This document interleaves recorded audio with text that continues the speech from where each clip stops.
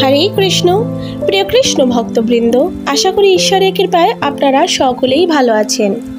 আজও আমি আপনাদের মাঝে উপস্থিত হয়েছি আরও নতুন একটি শিক্ষণীয় কাহিনী আপনাদের শ্রবণ করানোর উদ্দেশ্যে।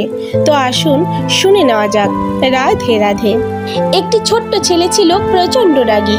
রেগে গেলে তার মুখে যা আসতো তাই বলে দিত।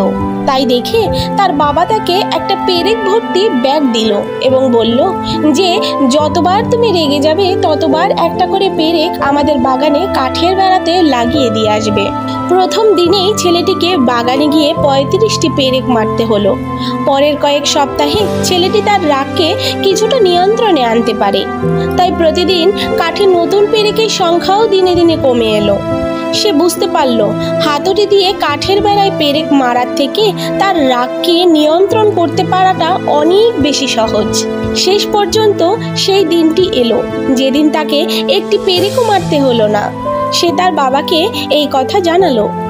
তার বাবা তাকে বলল, খুব ভালো, তবে এখন তোমার আরও একটি কাজ করতে হবে। যেসব দিনে তোমার রাগকে পুরোপুরি নিয়ন্ত্রণ করতে পারবে সেই সব দিনে একটি একটি করে পেরেক খুলে ফেলো। অনেক দিন চলে গেল। ছেলেটি একদিন তার বাবাকে জানালো যে সব পেরেকই সে খুলে ফেলতে সক্ষম হয়েছে। তার বাবা এবার তাকে নিয়ে বাগানে গেল এবং কাঠের বেড়াটি দেখিয়ে বলল, তুমি খুব ভালোভাবে তোমার কাজ সম্পূর্ণ করেছো। এখন তুমি তোমার রাগকে পুরোপুরি নিয়ন্ত্রণ করতে পারো।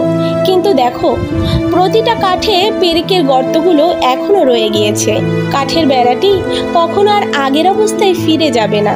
যখন তুমি কাউকে রেগে গিয়ে কোনো কিছু বলো তখন তার মনেও ঠিক এমনই একটা আঁচড় পড়ে যায়। তাই নিজের রাগকে নিয়ন্ত্রণ করতে শেখো। মানসিক ক্ষত অনেক সময় শারীরিক ক্ষতের চেয়েও অনেক বেশি ভয়ঙ্কর হতে পারে। তাই ভগবান শ্রীকৃষ্ণ তার শ্রীমদ্ ভগবদ্ গীতাতে উল্লেখ করেছেন, মানুষের এই অন্যতম প্রধান শত্রু ক্রোধকে সর্বদা নিয়ন্ত্রণ করা প্রয়োজন, না হলে সেই ক্রোধই তার পতনের কারণ হয়। রাধে রাধে।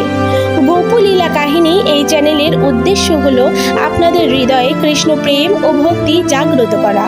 আমাদের যে কোনো রকম ভুল ত্রুটি ক্ষমা সুন্দর দৃষ্টিতে দেখবেন এবং এরকম আরও নিত্য নতুন শিক্ষণীয় কাহিনী শ্রবণ করার উদ্দেশ্যে আমাদের এই চ্যানেলটিকে সাবস্ক্রাইব করে আমাদের পাশে থাকবেন। রাধে রাধে।